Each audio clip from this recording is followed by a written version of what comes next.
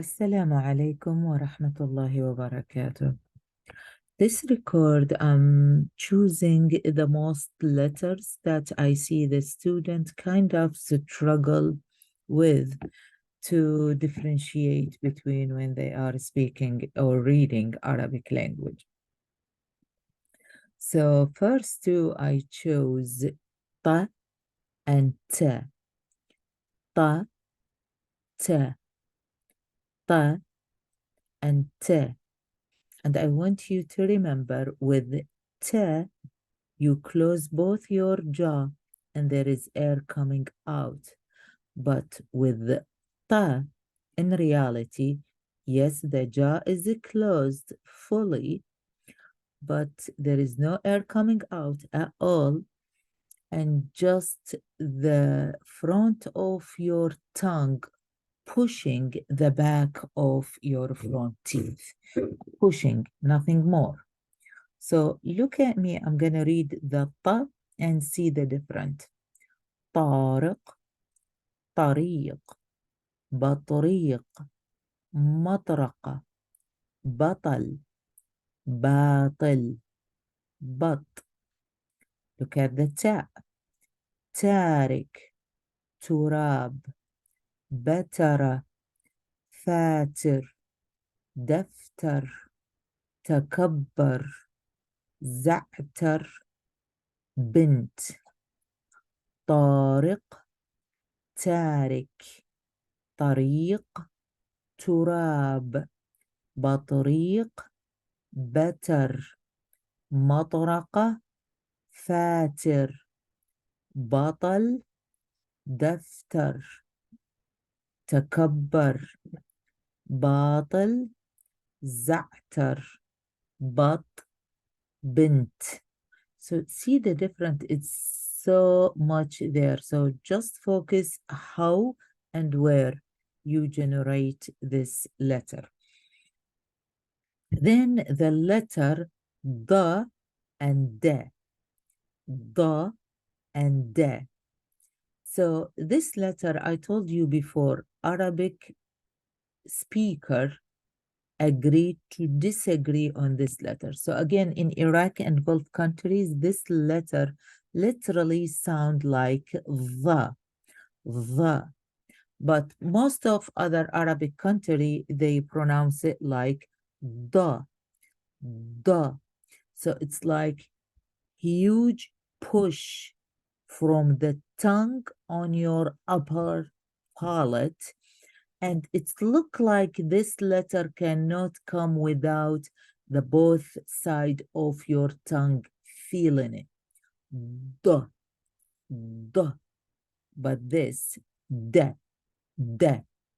Like here, ضمير, ظروف, ضباب, حضر, بيض, أبيض, ضمير. Again, I wrote it twice. However, again, رياضة, فضفاض. In Iraq and Gulf country, we will not read it this way. We will read it like ضمير, ظروف, ضباب, حضر, بيض, أبيض, ضمير, رياضة, and فضفاض. So there is completely different movement in the tongue to say this letter. But most of Arabic countries speaker, they will say, they sound it like the. But in Iraq and Gulf country, you feel air coming from the side of your tongue, the sides, inside, not the end. And the letter D, it's like D in English almost, it's درب, دائرة, مدير, مدخل, بارد, عدد, بعيد, معين, عالق. These two, forget about them. I was thinking about عين, not dal. Again, درب, دائرة, مدير, مدخل, بارد, عدد, بعيد. ضمير, ظروف. Now I read it like in my own Iraqi way. But again, let me read it like the rest of the Arabic countries. ضمير, ظروف, ضباب, حضرة, بيض, أبيض, رياضة, فضفاض. So see, ضمير, درب, ظروف, دائرة, ضباب, مدير. It's completely different. Then these three letters I notice my students struggle with, which is the, like THE, the, like TH, then the, like no any English letter, the. To generate this letter again, there is tip of your tongue, it's gonna show out when you try to pronounce this letter. The. And there is air coming from both sides of your tongue. Almost, I feel it personally when I say it, I feel the air coming from the side and front to say the. So the, the, the, the,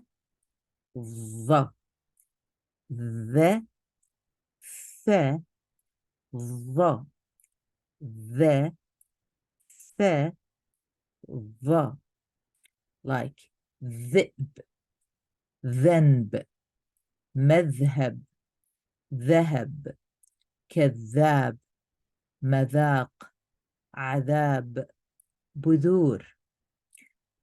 That's all there. Then ثعلب, كثير, ثور, غوث, برغوث, ثم, ثوم, كلثوم. Then عظم, ظالم, كاظم, عكاظ, حافظ, محفظة, نظام, and ظريف. Then I have the letter غين and خاء. غين and خاء. However, both letters are kind of new for non-Arabic speaker. Both of them generated in the throat, in the upper palate of your throat. Both of them, in reality, you need the back of your tongue to go back and touch the upper palate of your throat. But where is the difference? With gh, in reality, the back of your tongue going to go back and up and come close. It will not touch the upper of your throat. It won't touch, but will come close enough and let the air come through. It's like create tiny like sandwich or pocket, small pocket for the air to go through. And imagine if you kind of clean your throat with some water and salt and gurgura, we say. And imagine that you're doing that to create the sound. And this literally happened fully in the middle of the top of your throat using your tongue. Again, the back of your tongue. If you want to create the letter kha, kha, again, it is you gonna take your tongue back. It's going to be relaxed, going back and up and touch the upper palate. It's just there is a tiny difference of the place where it is. So imagine this is the upper palate of your throat, okay? To create ghain, in reality, imagine all of this is your throat. This is the upper palate, the top of your throat. So when your tongue, the back of your tongue, come this much, it will not touch, of course, with ghain, but ghain will feel generated here in the very middle in your throat to create ghain. So there is this kind of narrow space for the air to come. Nothing will touch at all, but the air is going through to create ghain. Ghain. You don't feel you are pushing air because the air is keep being here, okay? When to create the kha in reality, imagine again, this is your throat and the back of your tongue, when it's come, it's gonna touch, but it's here, very close in your,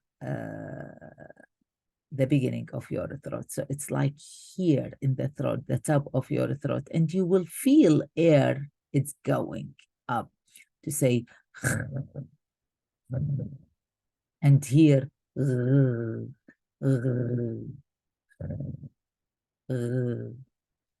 so look at the examples here that I have here for you. غيمة, غني, غبي, مغرب, غروب, غراب, مغني, غيوم. With kha, I have خير, خبر, تاريخ, خروف, خيمة, سخيف, صخرة, فخر. I hope you practice it more than one time till you master these letters. It's not easy, but it's like you are building new muscles in your mouth. Thank you so much, Shabab, and I wish you a blessed day. Bye.